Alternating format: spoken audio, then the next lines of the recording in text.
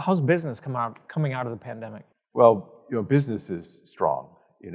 We realize, of course, the pandemic's been hard on a lot of people, but on business, for us, it really tested a lot of things in people and businesses, and for us, it tested our culture. And our culture showed up strong last year when the market was down, and strong this year when the market was up. So it's been a very good couple of years for us, all things considered. How were you able to maintain that culture during the pandemic? Did you have some people at home, some people in the office? Yeah, and that was really hard. I mean, that's what really strained it. So what I've said, it's really proven that the culture, if you really emphasize the number one thing of respecting and encouraging one another, and communicating strongly, and communicating in pretty constantly, that it pays off. And we do it when everybody's in the office, and now that we have a couple people that haven't been in since last March. We've equipped them very well at home, and they can do that. Most of our independent contractors, brokers want to come in, and most of our support team needs to be in order to serve them. But for those that can stay home, we've allowed it, and for those that want to come in, even when in the darkest hours, so to speak, we kept the office open. And so one of our great accomplishments is nobody has caught COVID from somebody else in the office. So we've kept it safe, and we've kept it open for both our employees and for our clients.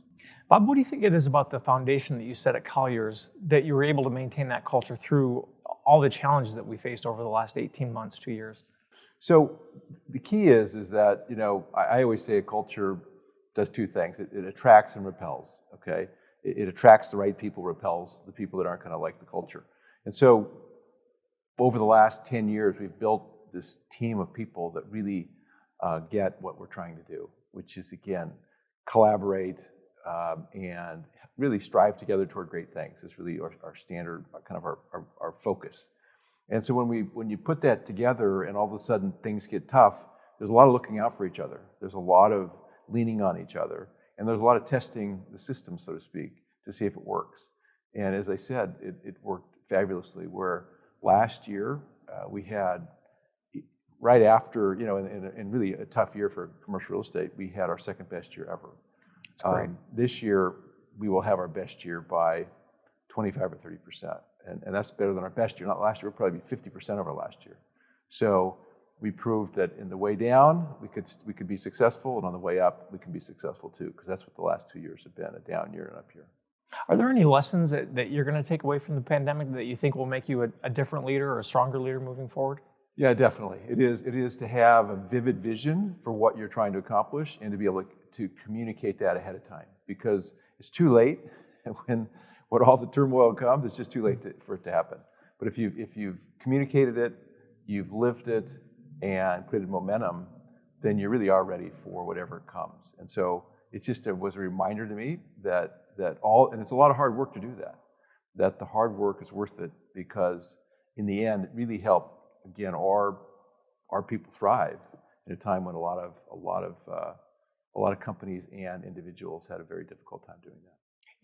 Arizona's economy is just kind of like rolled right along during this whole pandemic. What do you think the state has done right to create this environment that business is thriving and Sure. We're growing like we are? Yeah, and a lot of our success, we're going to recognize, a chunk of it is just from the state doing a good job. And it's also some of our neighboring states, especially our big neighboring state to the west, has done such a poor job. And so what happens is that when this economy is able to keep moving, because certain things like manufacturing and construction were never shut down, where they were around us, where the government didn't seem to overreach on a lot of areas that other states seem to do, that you find companies that say, well, I have to find that kind of environment, because if this happens again or continues to happen, I have to be somewhere that I'm not shut down. What's really interesting for us, I think, is that the state has made it very appealing to foreign companies, international companies that want to now begin to be somewhere to be able to distribute within the U.S. So they're glad to go to Canada or Mexico or in between in the United States. And we've done some of our biggest deals ever this last year, including one of my favorite deals was sent from China to San Francisco to us. It ended up being a 1.2 million square foot manufacturing business in the West Valley, and so it showed the international power of the company, but it also showed that they chose Arizona over some of our other neighbors just because they understood that this was a great place to do business. Are there any trends in your world that we should be watching over the next couple of years? Yeah, I mean, well, one trend is the part of the reason we've been able to continue to be successful is we've had space to put people in, right? We've had land to build on. We've had materials generally and workers, right? So what's happening now with all of this work going on, we're at a point where we literally can't overbuild right now. And not because people don't want to overbuild, it's because you can't get the people and materials to do it.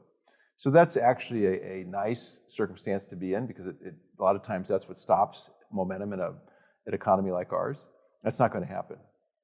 At the same time, what can stop it is if all of a sudden a big company wants to come here and we just can't accommodate them because we just don't have the timing to build what they want in the time that they want it. And so with great things going on, both in North Phoenix with the Taiwanese chip plant and over in Chandler with Intel, which are fantastic for the valley, but those are both eating up a lot of resources.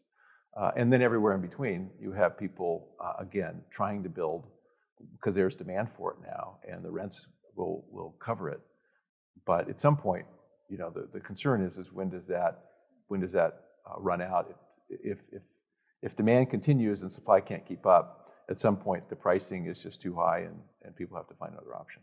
How big a concern is that? The workforce issue, the materials availability issue. How big a concern how concerned should we be? Yeah, well, it should be a big concern, but it's not limited to us. Okay, so if it was still at this point, if they say, okay, I want to go to X, Y, or Z, they're going to be running into the same issues there. So the key is to stay strong in our commitment to being a business-friendly environment, both from the regulatory governmental side and in the workforce that's attracted to that. I think that between ASU and of course now U of A and NAU all have things in the valley here, have educational complexes, which are fantastic. But what's happening is as these companies move here, graduates that went to a lot of other schools are coming here too to take advantage of that, and it just kind of feeds on itself. And so I would think it'd be more of an issue if all of a sudden this was all, just Arizona was going to have some constraints that other states weren't going to have. But I do think we will lose some business to some of our other mountain states that can accommodate something faster. But at some point, they're going to run out of material and people too, and then I think we're in good shape to continue to be successful. It seems like every day we have a headline out of the West Valley, headline out of the East Valley, like you said in Phoenix. There's not that one hot spot anymore. Are we going to continue to see that kind of overall valley strength, or are we going to see a certain area kind of take off? Yeah, I mean, there'll always be an area that's a hot area, right? But I think that something that our economy has done, or our electorate has allowed us to build these great freeway structure. We put that tax in place, half a cent, long time ago, kept it in effect a couple years ago. It's allowed us to build the 101, the 202, the 303. And so it's just at one point, I would say pre-COVID, the big criticism of Arizona was like, oh, it's just too spread out, right? Well, then all of a sudden people wanted to be spread out. They didn't want to be in big buildings, all packed together. So all of a sudden what became, at one time people thought was a weakness of ours has become a strength. And I do think that if you've driven the 303 recently, which I did, it's amazing what's going on there. And still, that's the 202 still has a lot of development going on, especially as it comes, the connection of that behind South Mountain to the East Valley and the West Valley. Again, all of these factors are strong. The one area that is still difficult, of course, is office space, where I think a trend in the U.S. right now of every square foot being paid for rent-wise, only 36% of it is actually being utilized, and that number's up from 19% in the middle of the pandemic. Now in Arizona, it's higher. In Phoenix, it's maybe 50%, as it is in Houston and Austin. Still very low in San Francisco and places like that. So office is the one specialty product type that has a lot of decisions to be made. But most every other one, retail, for everybody that's gone out, there's somebody that's want to come in with all the people moving here, all the jobs moving here, all the other specialties in our business are continuing strong. Okay, I'm going to put you on the spot. Your outlook for 2022 and beyond, how's it looking for commercial real estate? So 2022, I think, is easy. There's so much momentum and so much that'll carry through. It'll be a strong year. I don't know, for us that we're up so much this year and carried deals from the past in, it'll be difficult to actually, hit the type of numbers we did this year, but that's what we hope to do so. I would say beyond that, I mean, our mindset, because you just don't know when this pandemic actually ends, because there's the different variants coming on. So our mindset is we just hope and pray it goes away quickly, but we act as if it'll never go away. I mean, we've learned that it can be strong in the ups and downs, our business, and so we'll continue that way. I do think Arizona's making a lot of good decisions. I think that, as we continue to have more manufacturing jobs now than construction jobs, even with all the construction going on, that this will continue to be a place that attracts the kind of companies that bring well-paying jobs and the type of population we hope to have here to have a thriving and successful economy. Okay, I have a question just personally to ask you. Sure. I know you're one of the co-founders of Great Hearts Academies. You had somebody play in the Olympics this year. Yes. What was it like to watch Sarah in the Olympics? Yeah, so it was unbelievable for us because I have two daughters that not that many years ago were on the state championship team with her on the court at the same time. Mm-hmm. So to see a world-class athlete when she's still in high school and to realize that she was so much better than everybody else. So she was a setter in college. For our team, she was a hitter because she was still the best hitter on the floor, even though she was a world-class setter. So it was just really phenomenal, especially to think that she's the youngest sand volleyball Olympian there's been. And so we will see her for years and years, hopefully. And it was great, not just for me, but especially for my daughters who got to play with her. And what does it mean to the school and the education system that you founded? Yeah, well, it reminds everyone that a world-class athlete still benefits greatly by the kind of education that we offer. I remember when she went there, I know her parents very well, and she could have gone, I mean, any high school here, I mean, she was the Gatorade Player of the Year her junior and senior year. They all wanted her to play there. And the Great Hearts schools don't let up when you're a junior or senior. They just pour it on. And I think this shows the commitment she has to excellence, because she not only thrived, obviously, in volleyball, but she was a very good student and has benefited by that greatly.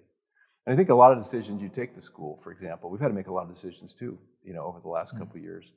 And I think we've made the decision to keep the schools open and to have in-person learning, and it's really showing in our scores. And I think it shows, again, that type of mindset will attract similar committed people, and that's just like everything, that's what's happened with Great Hearts.